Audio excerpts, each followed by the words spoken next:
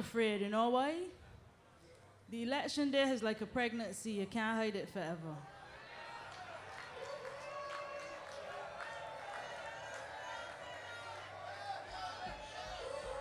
No. On to the bishop. Bishop Joseph Atherley. I went online to find some information about this man. And every line was the same. He has a passion for people. He loves to elevate people, bring people up. He's a family man. Has his mother as his role model. The only thing I don't think he might like tonight is he hates to break bad news. He hates to break bad news. And ladies and gentlemen, bad news all around. Here he comes, a man of his word, in his own words. Don't mistake him for political innocent with a Sunday school disposition. Here comes Bishop Joseph Atherley. Let's welcome him to the podium.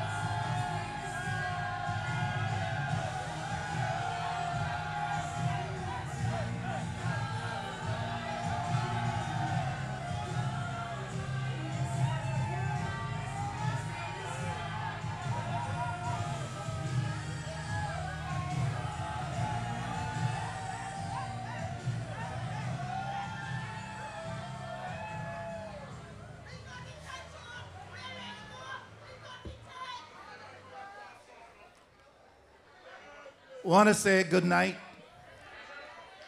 to the whole of Barbados, because it looks to me like the whole of Barbados is present in Bank Hall tonight.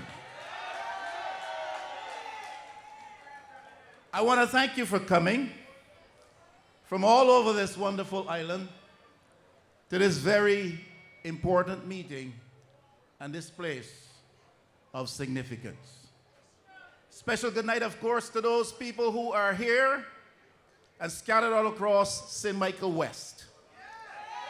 A very special people. Thank you for your tremendous vote of confidence and your support all over the years. With management's leave, with the leave of our chairpersons tonight, I want to ask us if we would stand, if we could. If you're seated, and come to a moment of silence as a mark of respect to a fallen colleague, Junior Blackman, whose heart and soul was given to the Barbados Labour Party, passed away over the past couple of years. Just want to stand and have us observe a moment as a mark of respect, a moment of quiet. Could we do that, please? Come to quiet.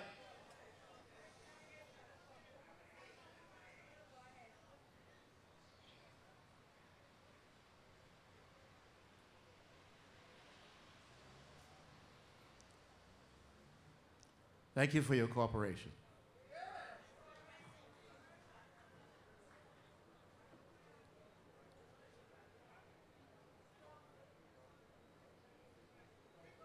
The wheelchair first appeared towards the end of the 15th and the beginning of the 16th century. That's when the wheelchair first appeared. That first wheelchair, dedicated wheelchair, was associated with a man by the name of Philip. You may be surprised, you may be piqued, your interest might be piqued to hear that Philip was a prominent public figure, that Philip was a political personality, that Philip was the one who sat in the seat of power, a royal chair, dispensing justice and avowing that he was one given to fair play. My name, that is Joseph, has never been associated with a wheelchair in any prominent way. I have some wonderful colleagues in the northern St. Michael zone of the Barbados Labour Party setup. Neil Raw is a decent chap who brings an innocent seeming charm to political life in Barbados, and that is refreshing.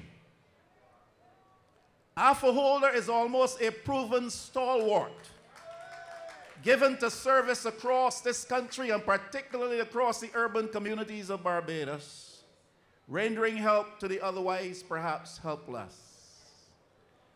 Ian Gooden Edgell is a small package, but a man of dynamism.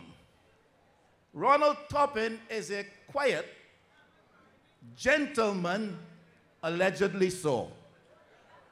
That's my friend. And Mia Mortley will prove herself to be one who leads with such effectiveness and success that I believe we are going to see a transformation across this country. The Barbados Labour Party has done much, but much remains to be done. And it is this team in this time that will take Barbados to the next level, led by a woman.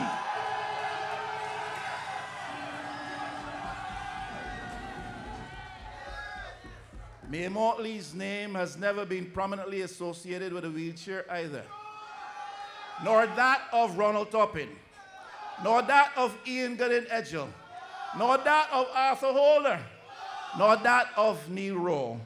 And as I said to you before, neither that of Joseph. In the 17th century, the name most prominently associated with the wheelchair was the name Stephen. In the 18th century, the name most prominently associated with the wheelchair of that time was John. In the 19th century, William was the name associated with a wheelchair with the rear push wheels. In the 20th century, names like George and Harry were those most prominently associated with the development of the wheelchair. They gave us wheelchairs with spokes. They gave us wheelchairs which were motorized. They gave us wheelchairs which were electric wheelchairs. I've carried you from the 16th century to the 20th century. In the 21st century, the name most prominently associated with wheelchairs in the world, in Barbados, and in St. Michael is Michael.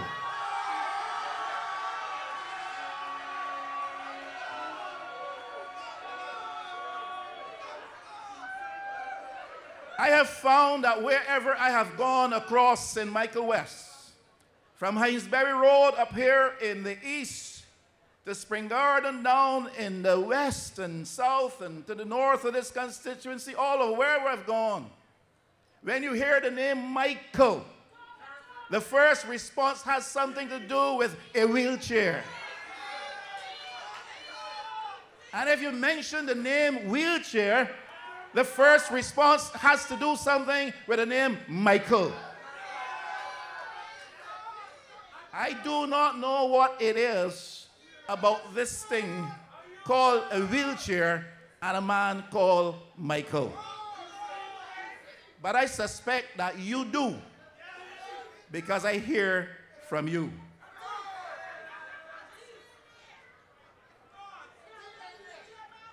When people elect us to high office, it is an expression of public trust in us. When people elect us to the Parliament of Barbados, they're putting us in a place not only of prominence, but in a place of public trust. Trust is absolutely vital in binding any society together, its members together, in any endeavor whatsoever. When trust is lost, all is lost. I get a sense that the people of Barbados do not trust our present government. When trust is lost, all is lost.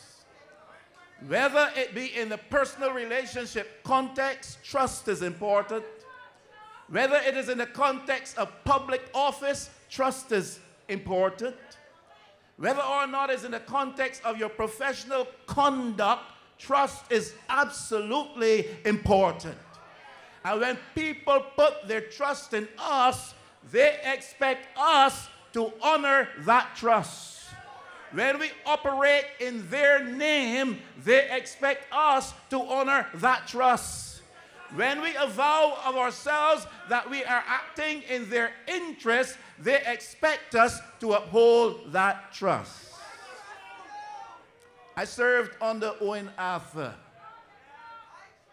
I hope to serve under Mia Motley.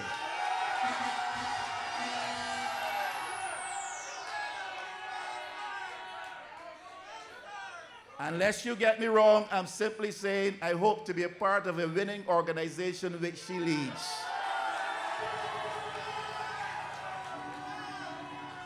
But I heard often and repeatedly from Owen Arthur, and I'm already hearing it from Mia Motley and seeing it demonstrated, that they understood, and she understands now, that public trust is absolutely critical. So she says to us, we have to be a disciplined bunch.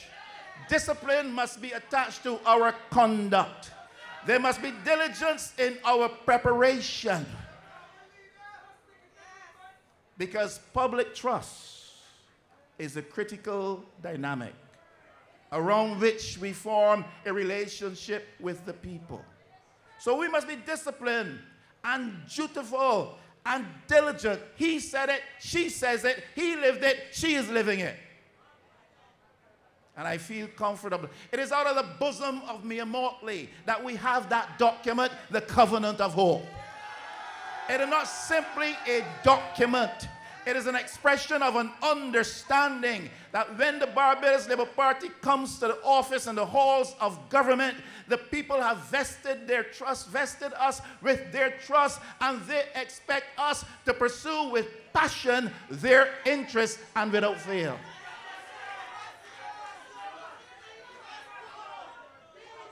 It's more than a manifesto type document. It is expressing a confidence in the people that we can do it, and you having vested your trust in us, expect us to lead you on that way to a brighter tomorrow. And that brighter tomorrow is not as far away as some people would want to make us think. Now listen, you honor your trust by doing what people have trusted you to do.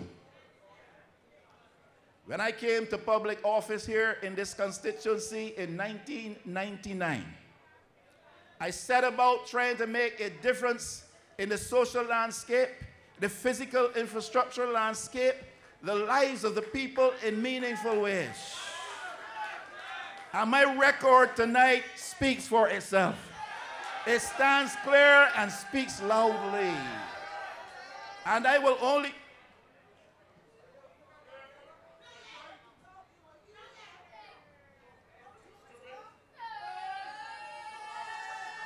I don't plan to wrap up. I don't plan to wrap up.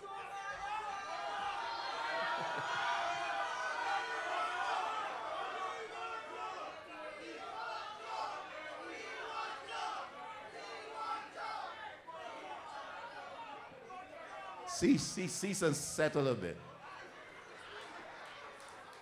And I wanted to make a difference. And in 9, 10 short years, we made a tremendous difference. And that record is there. Anybody can see it for themselves. I challenged Brantford Tate in 1999 in the election campaign. You have been there for 20 odd years, 22, 25 years. Point to the monuments that speak to the quality of your representation. Point to those structures, those changes physically that will tell a loud message as to what you did in the interest of the people. And Brantford Tate was defeated on that challenge. And he beat his breast. And he said, my monuments are in the hearts of the people. Well, the people decided otherwise because there were no monuments to be found. When I was MP for this area, and let me be clear because Arthur Holder tell us tonight there's a difference between being an MP and being a representative. When I was representative for this area, if you please, we refurbished our sports club up at Hinesbury. You know that if you live up there. When I was representative of this area, it was during that term that we fixed that major problem at Headley Land with the canal project. It used to flood away everybody in Headley Land. It no longer floods up there. Used to be that when the clouds set up, the rain didn't have to fall, there was flooding in Headley Land. I remember leaving my warm bed on a very sick night, bad with the flu, and came down the road because it was torrential rain and serious flooding, and went down there at 2 o'clock in the morning dressed in boots and coats and coughing bad. And there was water all over the place. And people to be rescued from their homes. And I stayed there from 2 o'clock a.m. till 10 o'clock later a.m. until everybody had been sorted out. And thank God the waters eventually receded.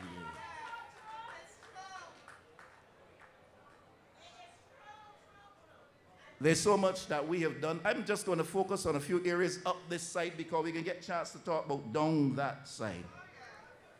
The garden land just over there is the largest area in St. Michael where there are tenantry spots to be found.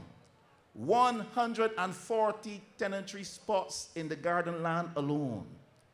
And through the urban transfer of title program, we started the vibrant program of conveying a lot of those titles to the people who live out there in that district so that they could come out of tenancy and into ownership, so that they could be elevated economically in this urban community.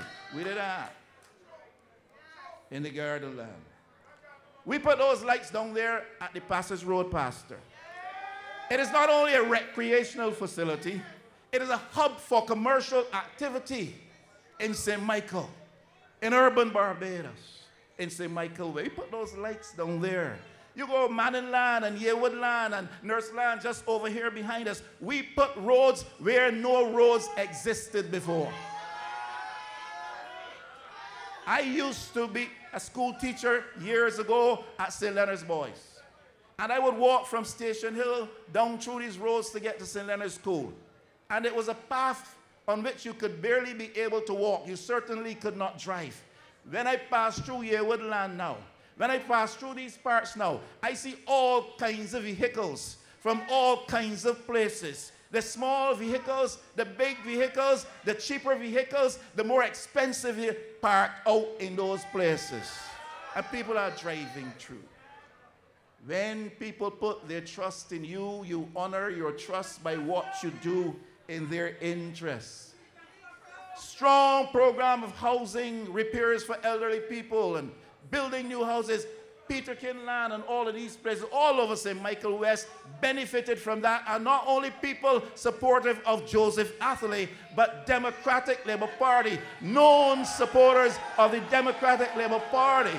And I have never asked them to vote for me because I respect their right to vote for whom they choose. But when you serve in the interest of people, government services should be made available to all people.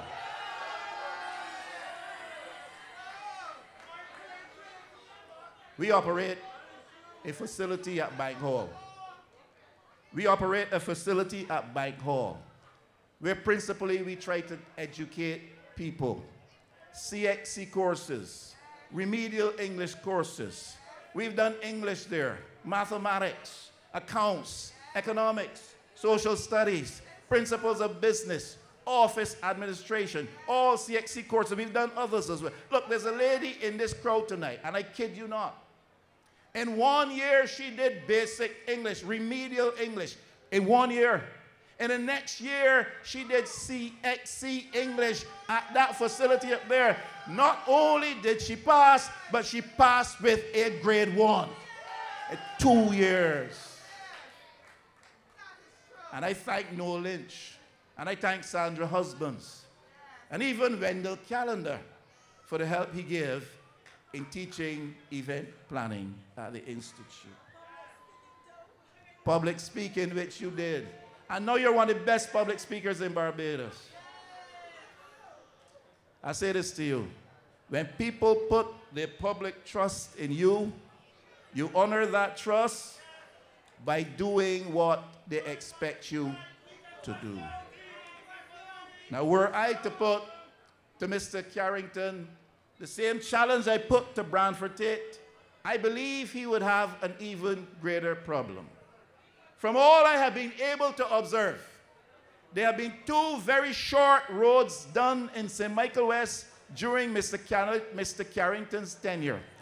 2 short roads along President Kennedy Drive. That is all. Ask him to point to anything else. And you know the story of those 2 short roads? They were put in the schedule by me before we went out of office. Listen, the Atherley administration, a cause championed by Billy Miller, championed by Cynthia Ford, supported by myself and Jerry Bostic when he came along. Urban renewal and upgrade program for the garden land. Can you imagine that? $60 million negotiated to give people out there loans to help fix their property, to provide bathroom facilities and proper sewage, to provide for drainage and lighting. $60 million. These guys came in and they were so delinquent and derelict in their duty that $47 million had to be returned. Failure to fulfill. When people put their public trust in you, you honor that trust by doing what they expect, by doing that to which you committed yourself. When trust is lost, all is lost. Listen, Ina Howard is over 100 years old tonight. She lives in a senior's home up here in Welches. She served this community well. She served this party long and hard for many years and still talks politics. She's over 100 years old tonight. We built a recreational park facility just over there in Country Road in honor of, for the children of the area, but in honor of Ina Howard. These guys came along and let that space run to ruin. It is so degraded and unsightly, it is beyond imagination. And worse yet, not only did they leave it be, they came back not too long ago and took up every piece of equipment from that park and took it away. Because the people down there don't matter. And because Ina Howard, even though she's 100 and some years old, is nobody to them. When people put their public trust in you, they expect you to honor that trust by what you do. We did phase 1 of the Headley Land Canal project. Do you know phase 2 was supposed to go through Advent Avenue, through Skeet Road, through Downey Avenue, all the way into Progressive Road? You know, these fellas came on board, came to the office of government and have never seen it fit to pursue phase 2 of that canal project. Because the people in Bank Hall don't matter to them. The people in Bank Hall don't matter to them. The people that matter only to this party are people from the far distant end of this constituency because they continue to vote for them in larger numbers all the time. But all people matter to Joseph Atherley. Because when people put their trust in you, they expect you to honor that trust by doing what you committed yourself. There's a high-rise facility out there. It is phase 2 of Country Park Towers. They call it the high-rise towers. I am warning the government that they need to show some interest in that facility, and they need to put some things in place to offset a potential catastrophe. There's no quick way of emergency escape out there in a 4-story high-rise building. People are complaining about the heat, about the lack of ventilation, about the lack of lighting. People are complaining about these things and nobody is listening. But we can have an MP using Arthur Holder's characterization who will visit one unit in that entire block because that is where his interests. I'm choosing my words very carefully. That is where his interest.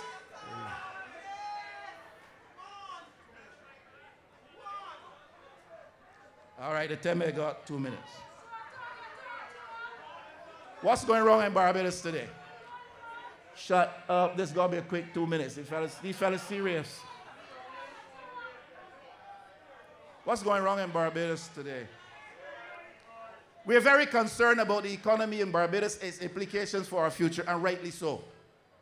But I believe of equal importance and bringing as equally sinister implications for us and our future is the social situation in Barbados. Social decline, economic decline are twin evils that will rob us all of a bright future in this country.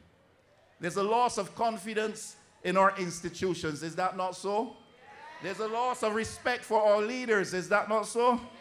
There's a loss of sense of pride in our nation today, especially with this sewage thing on the south. How you feel about that? There's a loss of sense of pride in our country today. People across the region think that we have become a nasty people.